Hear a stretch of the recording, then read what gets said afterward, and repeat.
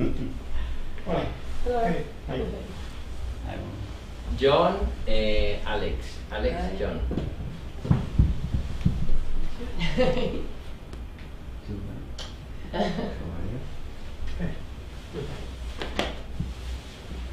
I'll hug you later.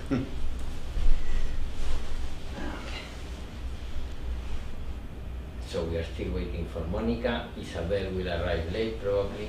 Yeah. So in the meantime, Alex, what's your experience in meditation? I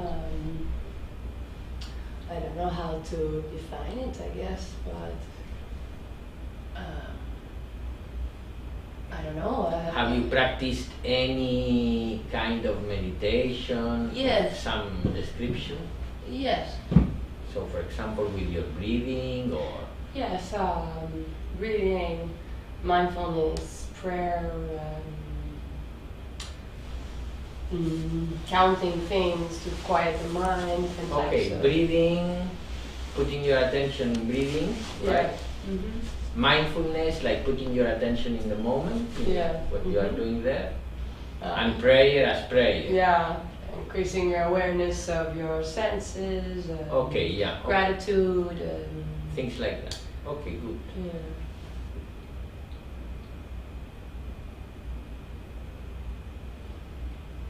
So then, I think we will start directly with 2 minutes meditation, just with your breath. The idea behind the techniques, there are very many different techniques of meditation, contemplation, mindfulness, of all sorts. But there is a group of techniques that are based on using an object of your attention, like your breathing. You know, you become aware of your breathing. And you use that object of your attention, being aware of your breathing all the time, to let everything go. You know, the mind will be chattering around, but for those few minutes, you let it chatter around, but don't pay attention, because you pay attention to the breathing. Eventually, one thought that arises in your awareness is a thought that you know you are attached to in some way or form, or that, and then you start elaborating on that thought. You know, say the thought arises in your awareness, I have not paid my rent this month. So then you know that thought, you feel it, and you start elaborating on that thought, and you lose consciousness of your breathing, because you know suddenly you are making all the arrangements to pay the rent, or where I'm going to find the money, or whatever. And then what you do when you become aware that you have lost consciousness of your breathing, you just let that thought go, because you cannot do it now, you can do nothing for the rent at this very moment. So you just let it go, and you go back to your breath, because you know, you allow yourself to be silently watching your breath, and you could even say enjoying of your sense of existing, that you know, through through the breath, you know, you have the sensation of being here, and you know, it's like the heartbeat. It's another kind of beat, you know, expansion and of the lungs instead of the heart. So you just keep there, the mind comes again, takes you away, you realize that, suddenly a thought appears in your mind, oh yeah, I lost consciousness of my breath, and very gently, without getting angry, you know, you just let that thought go.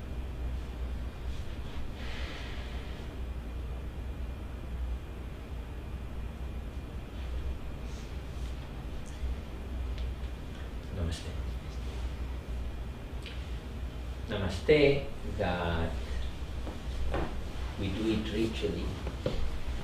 After the meditation, we do it ritually, you know, like as tradition, but the essence of it is a spiritual practice, a meditation practice also, which is Namaste means that with what I think, with what I speak, and with what I feel, I honor or I salute the divinity in you, which basically means that you have to somehow discipline your mind so that when you meet another human being, instead of putting the emphasis on the opinions you have about that human being, which will be always judgmental, whatever opinion it is, you know.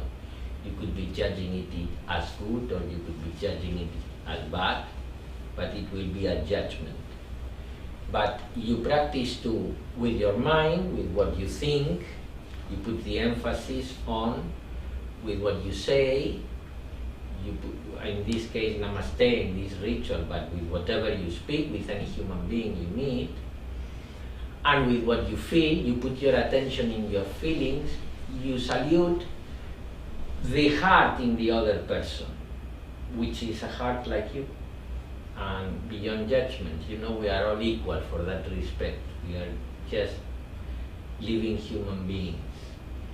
And we have the, you know, we tend to go walking in the street and we look this person and we say, oh, look that, you know, you name it. And we put a label, whatever, of whatever opinion. Instead of realizing, you know, that you are surrounded by miraculously living entities like the human being, which is the result of thousands of years of evolution of the present cycle of the universe, you know, that are all of us the same like us, no? And that practice, that if you practice it, you know, if it is not just the ritual of saying Namaste after meditation, but if you just, you know, discipline yourself when you meet another human being in the street or a friend or you name it, and you discipline yourself to put the emphasis on the heart of the, on your feelings, which are the feelings of the other person, with your mind put the emphasis that the other person is a heart like me, which is beating there, that has feelings, that has, you know, opinions also, but you go a little bit beyond. You don't put the emphasis on that, you put the emphasis on the heart. That is a practice that, you know, unfolds as compassion or as loving thy neighbor as thyself, which is the same as compassion, is the same kind of practice. No? This course, this weekend retreat that I am doing, is what we are doing so that you understand, and we are streaming it because we are using it also as publicity of what we are doing. To offer, you know, professionals, people that work in crazy New York, you've lived there many years, so you know, that are under all that stress, that probably are feeling pain of different kinds. It could be psychological pain, it could be, you know, economical problems, it could be relationships, and, you know, in the environment of New York, you cannot kind of think straight and find, you know, a way so that they can come here, which is like if you come, you know, this is an ashram, so it is like if you were at home. So feel yourself at home, you can open the fridge, see what is there, you know, we just need to follow some rules so that, you know, everybody makes the kitchen, every day someone takes care of the kitchen and things like that, to facilitate, you know, the fact that different people will be sharing, you know, the environment, but it's comfortable enough to, you know, have a nice orderly functioning by just, you know, putting some tasks. We will do it afterwards. elaborate a little bit the tasks to keep the ashram like our home. And the idea is that they come here for the weekend and they learn practical, easy to practice, practical, effective meditation techniques and a practical philosophy that they obtain, that they get an experience of what meditation is all about. So during this weekend I will be doing a practice which is Yoga Nidra, which is very, very, very relaxing and produces a very deep relaxation of the body.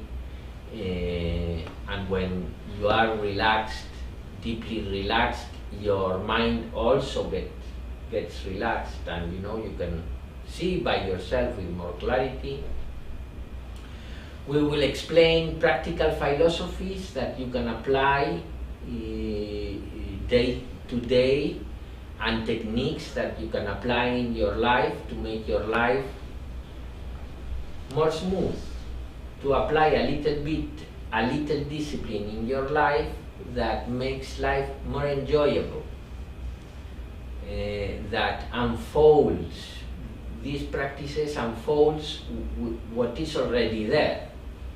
And what is already there is, you know, inside every human being there is a deep peace, you know, like inside every hurricane there is a center where nothing moves, you know, there is a deep peace there.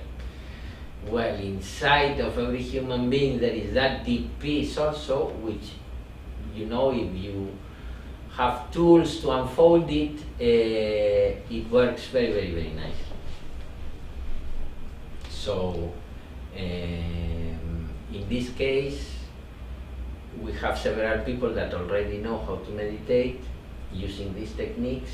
So I will be directing myself more to you, but then you will have an experience of what we do, and if you like it, you can tell all your New York friends so that they can come also. Okay, sounds good to you? Good, so let me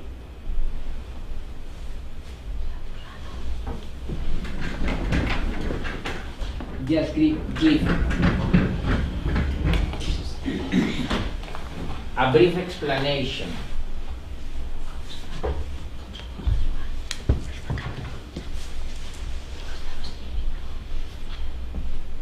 of what we are going to learn.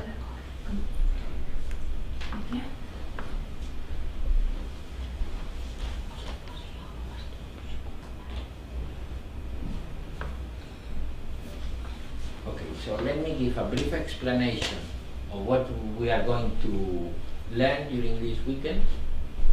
If you have any question, ask them to me. And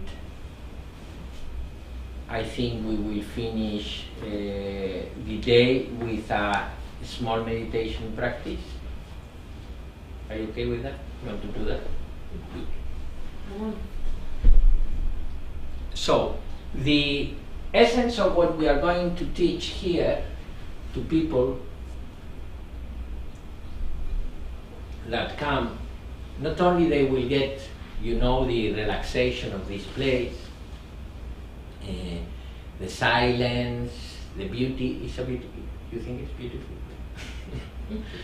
The beauty of this place, and you know, good food and good cooking that we will make sure that is there. But our goal is to give them a tool to deal with the most important thing that everybody has to deal with, which is with the day they have to live. Life at the end of the day, I don't know if you see well from there. Do you see the blackboard well?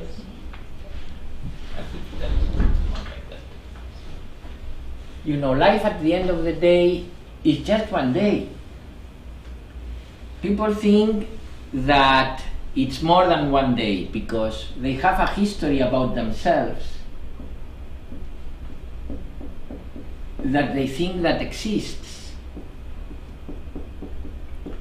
You know, I wake up in the mornings and I have my past in my mind. I have a history about myself and about my life and this, that, the other. And you wake up and you have a history about yourself. And Isabel the same, and so on and so forth. But I know nothing about your history, you know nothing about my history, and nobody cares about that history really, because everybody is very, attached to their own history, although that history has no existence but in your mind, because it has no existence either in your mind and in the mind of God or just there. No existence in my mind. The only real existence that you have for me really is now that you are here. And really every day we wake up and the previous days are just memories which are in your mind once and in other people's mind others. But we wake up to the day we have to live, and we have one day to live, and that's the only place you can do something for your life, for your well-being, for the well-being of the people you love. Will you stop moving around? Sorry, Rama. For the people that you love, it's an obvious thing. It's the only place you can do something about your life, and in the only place you have an experience of life. Because yesterday it's only memories. The experience of life is happening today, at this very, during one day. And it's kind of a quantity that we can handle one day, because it's only 16 hours. You only have to take care of the things that you have to take care during those 16 hours, following a direction if you want, but it's only those 16 hours that you have to deal with. And whatever the circumstances you may be in, it's only 16 hours. So if you put your mind, your attention, and your heart in getting the best of those 16 hours, that's the best you can do for your life. So we teach people the techniques, the problems that why we don't get the much of those 16 hours, we teach them to deal with one day, right? During one day, you basically have three things that have to do with the I. When you wake up in the mornings, you have the sense of an I that is in charge. While you are sleeping, you are not in charge. You are sleeping and something else takes charge. But when you wake up, there is an I that says, I am in charge of my life. And now it's I that I am going to move my hand, or going to dress, or going to wear this suit or this other suit, and that I lives during one day until it disappears when it goes to sleep. So, and that I that disappears when it goes to sleep will be never born again. Tomorrow you are not going to wake up with the I that woke up when you were 14. When you were 14, your memories were others, you projected in your mind other things. That is never going to come back. That died that night. From one day to another, you cannot see it, because the changes are subtle or little. But that I that we identify with every morning is just flower of one day. So we have to learn to deal with that I that is flower of one day during that day, to get the best of that day, and to get the best not in the sense of gaining something, but in the sense of wholeness, in the sense of a holistic experience of yourself in the sense of the joy of existence, if you want, or finding that peace within and with everything around you, so that you can flow spontaneously through your day. So that is what, you know, everybody really wants and can achieve if they just put their determination to achieve it, really. So we are going to teach during this weekend how to deal with all of that, and certain techniques of meditation, of relaxation, of concentration, that is like, if to put a metaphor, is like making sure that the engine in your car, the carburetor is clean, the tires are good, the brakes work well. So it's kind of, the meditation techniques is kind of preparing the mental body-mind system, so that the body-mind system is in the best conditions to then the spirit, which is what you are, the heart within you, that divinity which is within you, can just simply use that machine properly. So we will be teaching techniques of that kind, and then we will be teaching a practical philosophy to deal with the three things that are that the I is involved in during 16 hours, which is what you do, your actions, what you think, your thoughts, and what you feel, your feelings. Which, to put a relationship with the yogas, are the three yogas of Karma Yoga, Jnana Yoga. You know anything about the yogas, Alex? Eh? Yes. And Bhakti Yoga. Okay, so these names are familiar for you? Right, okay, so, so basically the yogas are spiritual practices that you apply in those three things that the I is involved in since you wake up, because since you wake up, I do things. I'm going to clean my teeth, or have a shower, or have food. You are 16 hours doing things from the moment you wake up. You have the experience of I am thinking things, and your thoughts are associated to the I think this, and I think that, and I think the other. And during 16 hours that you are awake, you will be feeling things. I am feeling happy, I am feeling bored, I am feeling whatever, but you are feeling something. So those are the three things that are kind in motion during one day, which are related to the I, and where, you know, if things are not working well with those three areas, is when you perceive the experience of one day as stressful or suffering or whatever.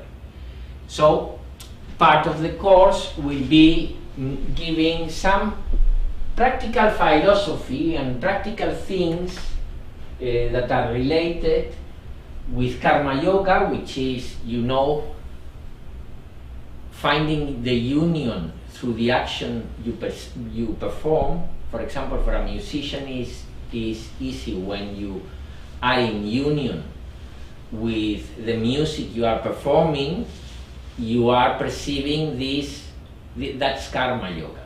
You know, that would be a kind of Karma Yoga, because you are doing, but you are giving yourself completely in the doing. You are not thinking about the result.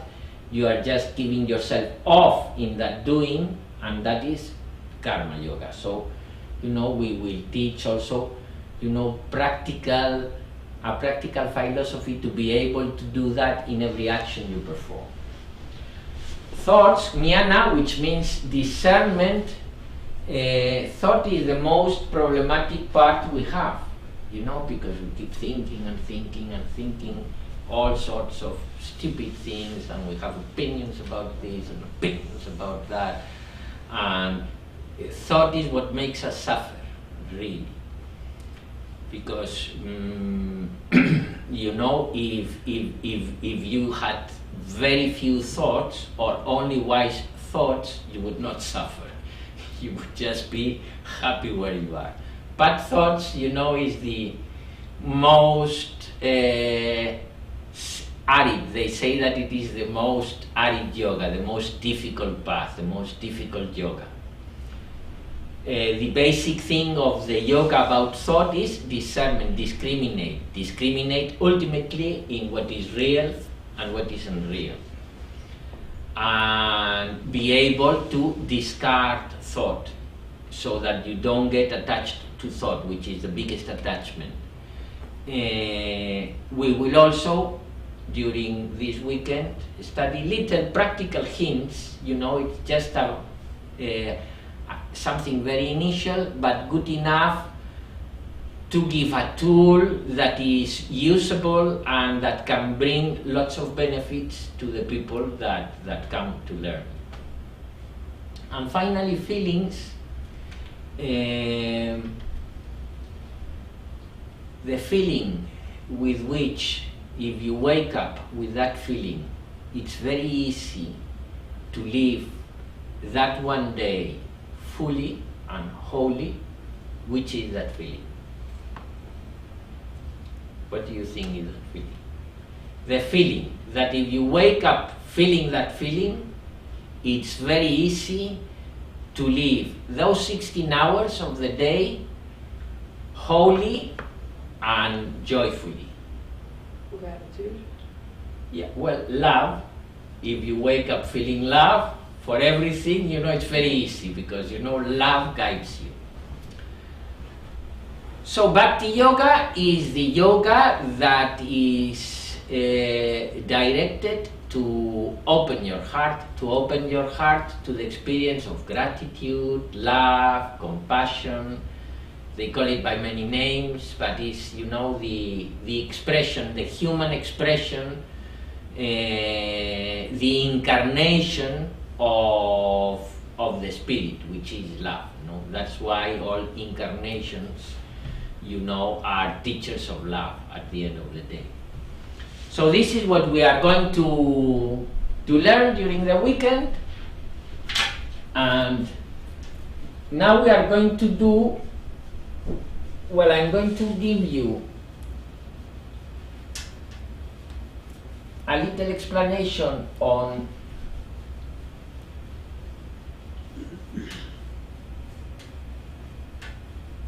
the practice of meditating with an object, which is using an object to keep your attention in that object in a way that you can let your thoughts go. When you learn to let your thoughts go, you learn not to be driven by the conditionings that created your thoughts in the first place. All thoughts that we have are conditioned, which means they are conditioned by our previous experiences, our fathers, the education we received, the concepts we believe, you know, and different previous impressions create different thoughts. It depends on what are your previous impressions that your thoughts will be one way or another. You understand that concept? So, thoughts is a conditioned thing. Thoughts are not usually wise, unless you are in a creative mood, and for example, you are writing a song or you are writing a music, which is a little bit when it's like the Greeks called it the muse. you know, because if you get in tune, it's like if you would be listening. You listen the music before you even play it, right? So when you are in that mood, you are having a creative, a wise thought. But normally thought is inner conversations of all sorts, and complaints of all sorts, and judgments of all sorts, and conditioned behavior created by previous impressions and by identifications that we have built throughout time. And an identity we started to build when we were teenagers, and when you are a teenager, you lie as if it was going to come out of fashion. So it's the identity's foundations are, you know, the lies we told ourselves when we were teenagers, you know, and we saw ourselves as whatever we started to identify with. So what you do is using an object that you can feel good enough with, in the sense that it can keep your attention, because it's an object that attracts your attention. It's like if you were looking at the fire in a chimney. So you sit down and you look at the fire in the chimney, for sure you have done it sometime, and you are just watching that object, and you know your attention is drawn to that object, and you can see the beauty of the fire, and you can smell the smell of the fire, and you can listen the clack clack clack of the wood, and you get kind of entranced by the object, and you start letting your thoughts go. You know, your mind is still thinking, but you don't pay attention to the thoughts because, you know, the fireplace is good enough for you. So it's a little bit the same. Breathing is the fireplace of the body in reality. When you breathe, you put in oxygen, which is used to be burned and to create all the energy. So breathing is not only you start putting your attention in how the air, you know, when it comes in and goes out, touches the nostrils. But then you just let that attention on your breathing, you know, unfold, because all the body is breathing. All your cells are breathing. Everything is breathing. And you just let yourself be breathing. You let yourself be entranced by the fireplace of your breathing. You understand, no? So, and then you just let your thoughts go. How you deal with thoughts, when a thought, you know, you start pursuing a thought, you don't try to fight against that. You just become the observer of thoughts. You just let them go, you know, let them go, because you have your attention in the breathing, you let them go. You observe them, but you observe them as they appear and as they go. But if any of those thoughts traps you, which means you start to elaborate on it, you just go back to your breathing. While you have awareness of your breathing, you just let that happen. You don't fight against it happening. You just keep the attention in the breathing. It's like the seat that you will be sitting to observe the workings of your mind would be your breathing.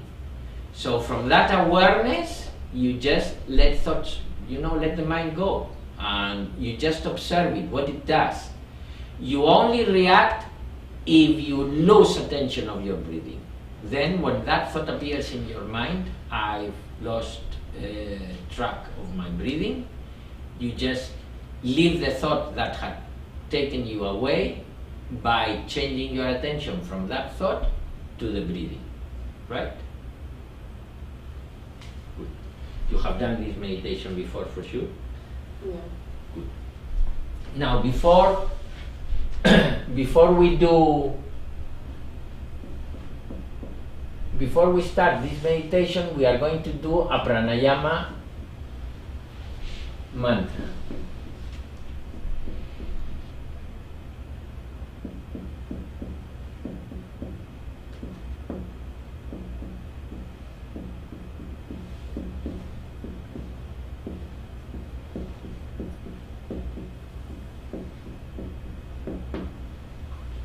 Have you done this before?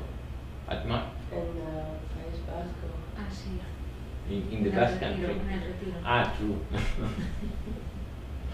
Okay, so we are going to do just one round that is also easier for the streaming. The technique is the following. The technique, it is done in one breath. It has a lot of musicality in it, okay? So the rhythm and the sound is part of the technique. You breathe in and you breathe out, repeating the mantra. So it's Aim Hrim Krim Chamundaya Vicheche, and the mantra has this kind of rhythm with the Aim Hrim Krim, so it's Aim Hrim Krim Chamundaya Vicheche. It's like a rhythm. Plum plum plum plum plum plum plum plum plum plum plum plum plum plum plum. And you know, we all keep in rhythm. The first thing that happens is that we will all be breathing at the same time for 5 minutes, which is what it takes to do one round. But that kind of connects us together. And then we will continue in silence. When we finish the last round, we will continue in silence. And you meditate with your breath. The position to meditate is comfortably sitting down. So however you are comfortable, it's important to have, you know, to be vertical if you want, but you sit comfortably in the way you feel comfortable sitting down, and that's it. And it's how many times? It's like 108. 108.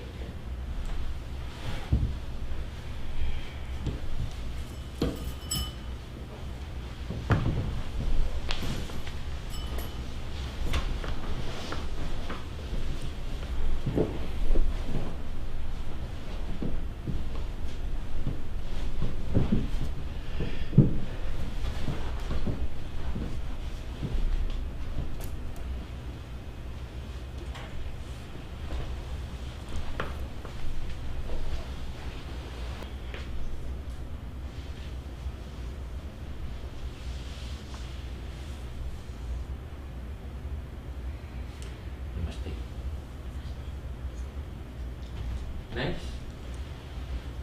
Questions? Any questions before we close? Why 108? If you look it in Google, you will see many answers. Because there are 108 Upanishads, because I've read many answers. What I find interesting is that apparently without relation, the malas, which are the, you know, Eastern rosaries, have 108. The Christian rosary, the Catholic rosary, has 54, which is just half. And the Muslim has 27, which is half of 54. So, and probably they will have different reasons. Each of them, you know, like the rosary in the Christian is like all the steps of the Passion of Christ. So they have that explanation. But what I find amusing is the fact that 108, half of it is 54, and half of it is 27. No. So, you know, it's like the breathing, 4:16, you know, it's like the breathing, 4, 16, 8, you know, 16 would be the 108. También dicen que los 108 son los 108 nombres que le dan a Dios. Yeah, it's also the 108 names that they give to God. So, but in reality, in India, they have more than 108 names for God. They have thousands of names for God. In any case, it's a quantity enough, let's put, so that the technique works, you know. The technique works in two ways. In the one hand, it puts the people that are doing it together because they are coordinating their breathing. It's like singing in a choir, you know, so kind of get a natural connection. On the second hand, while you are repeating Aim Hrim Krim Chamundaya Viche Che, you are repeating something without a meaning for you at least, which means that you are moving these muscles, which is with what you speak, while your verbal thoughts will be there. But as you have to concentrate in moving these muscles, doing something different than what you are verbally thinking, you create a little distance between the perceiver of the thought, which is also the doer of the action of the repeating this, and the thought that allows you to kind of get used to let the thoughts go.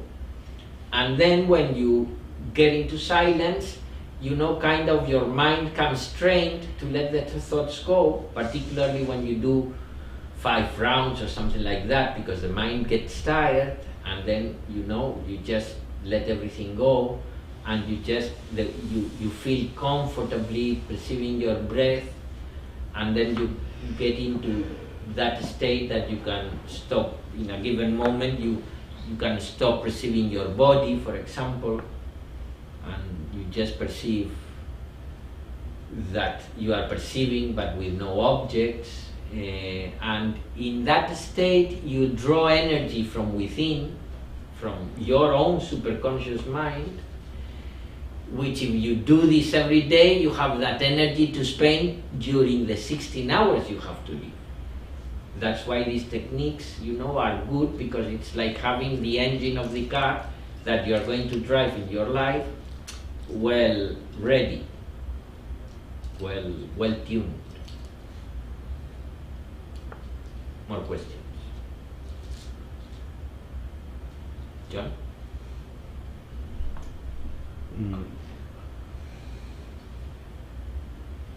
About 180. No, I don't have a question. I think for me is it helps me is expand my lung, exercise my lung.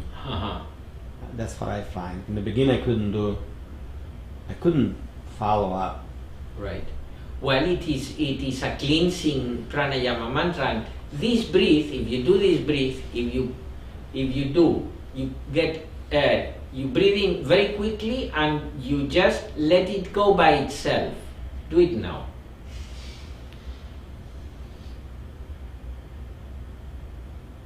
And until it doesn't stop by itself, don't take another, but take a dead, quick breath in.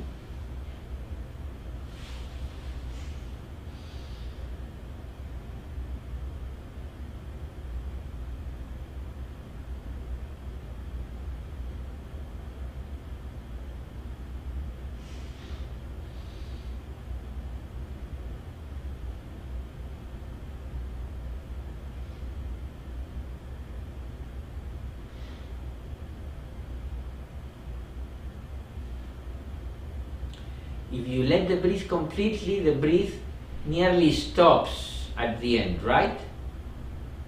And that is a very relaxing breathing. And in fact, you are doing that pranayama. Aim, hrim, krim, chamdaye, viche, che. But by singing it all together, we are doing it again at the same time. When we do it more quickly, we energize the system. But we are doing the same breathing. We get air very quickly and we throw it slowly. Air very quickly and we throw it slowly. And then the mind, that pranayama has an effect on the body-mind system that quietens the mind. And that's why after this pranayama mantra, people enter into much deep meditation and much more easily in meditation. So instead of trying to sit down into meditation, you know, you come in New York, imagine living in New York, Wall Street, bam, bam, you arrive to your house and you sit down to meditate, and really, you know, your mind is so that you cannot stop it. But then you sit down, you take one of these and and it's a matter of the number of rounds you need, but you know, 3 rounds normally is more than enough to quieten the mind, and then you do your 10-15 minutes meditation, and all the stress that you arrive with to your home, you know, disappears, and suddenly you are in your home, relaxed, to finish up the day, the only day you have to live, but that is finishing now, and you have a nice dinner. So these techniques are things that help people to live a better life.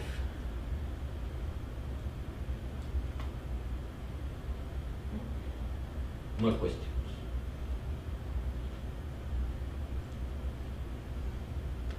Nothing? We close the session then? And yeah, or I can ask you over dinner. Kind of a No, you can question. ask now. No. I've heard, like, I'm interested in these things, so like, I watch like different people talking about different types of meditation and sort of criticism I've heard about these things. It's all about yourself in a way, like getting yourself. But I don't know. Yeah, how I to understand explain perfectly the point. Yeah, versus there sort of the is- Christian idea of serving others and Yeah, and, there is yeah. there is a lot of spiritual movements today that are very much focused in, you know, kind of getting enlightened, you know. Yes. It's like for me. Yeah, yeah. And getting enlightened is for the people that want to get enlightened normally, or a symbol of power, or because I am going to get rid of all my problems. Or it's another ego identification. Yeah, it's I'm another enlightened. ego identification. No, we show the path of grace and devotion, which is the same as the Christian path. That's why I started with the Namaste. We teach to love each other as if it was thyself, and we explain why the other is in fact thyself. It's not that it's like we have to think that it is not thyself. No, it is thyself.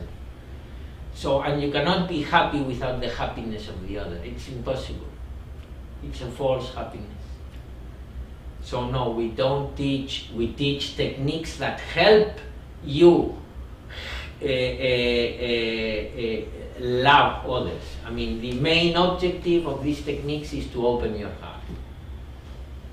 And obviously give you, you know, to open your heart, it's more difficult if your mind is troubled, you know, with depression or anxieties or fears.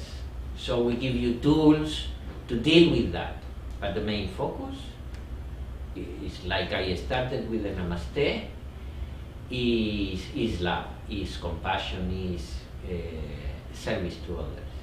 Other And service to techniques for that? humanity in general. Other techniques that are more that are specific to the heart and Yeah, to exactly. connection to other Exactly. people. We just, you know, we look at techniques with respect of actions, with respect of thoughts. This would be dealing with thoughts and how to discard them, and with respect of feelings, which are the most important, that are with respect of devotion, with respect of love.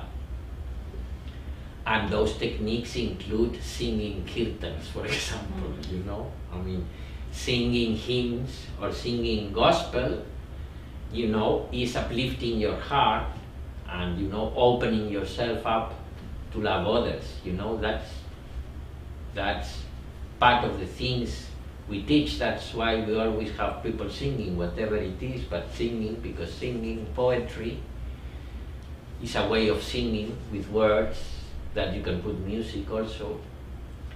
But that is the essence, love. You can't help others if you're too stressed, right? So you need to first sort of Exactly. You quiet your mind, and then you can exactly. help. So we give tools to deal with that day, taking into consideration that the goal is what is the feeling that you want to wake up every day with? Love. And once that feeling is there, then it's automatic. The service to others is not like an injunction.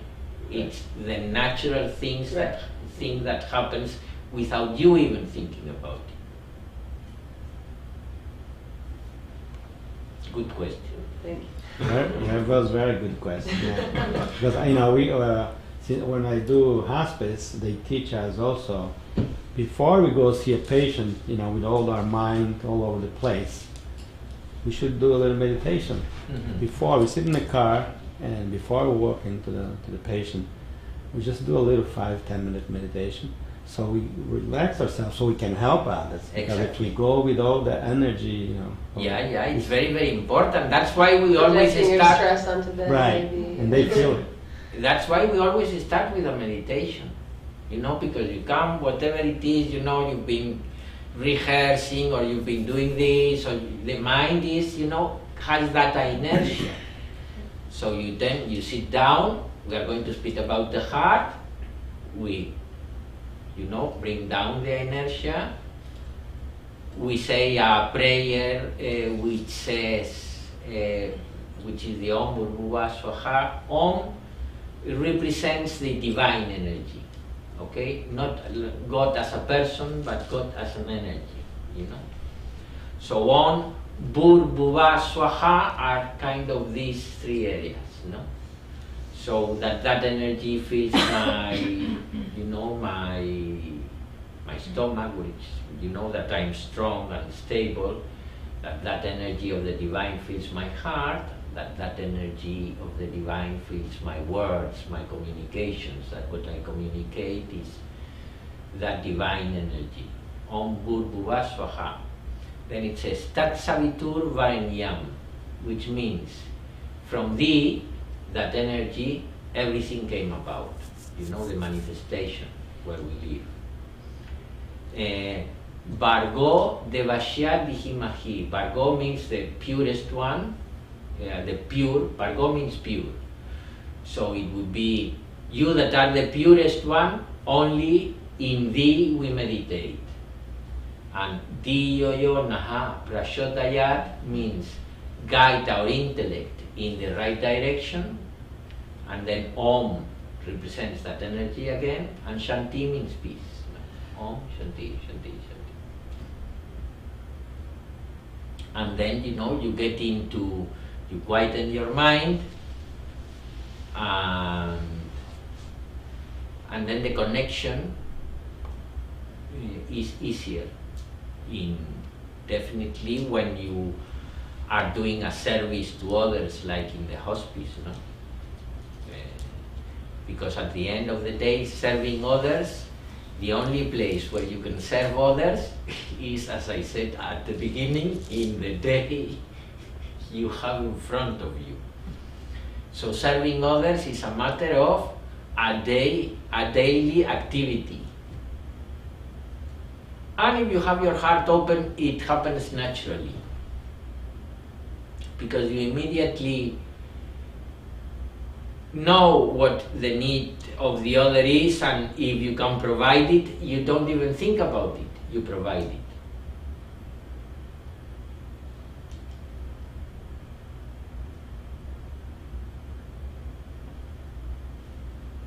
Some people are like that, few, but more questions? Good questions like that one? Because it is good, it's a big confusion that there is in all these spiritual movements that are so focused in, I want to reach. I always say people, it's better to want to be a multimillionaire than want to be enlightened. Yeah. Because wanting to be a multimillionaire, at least you know what you are speaking about. Yeah. Because wanting to be enlightened, you don't even know what you are speaking about. Denial. And if you in fact become a multimillionaire, you might be bringing many jobs, helping many families, while if you get enlightened, how are you gonna help? Yeah. So that I say it many, many times. It's stupid. Wanting to become one with God is different, because it's an act of love. But wanting to become enlightened, in most of the cases that I've seen people in that mood, it's just an egoistic, an ego trip. Yeah. And when they think they have become enlightened, it's even worse, because then they are narcissistic Yes.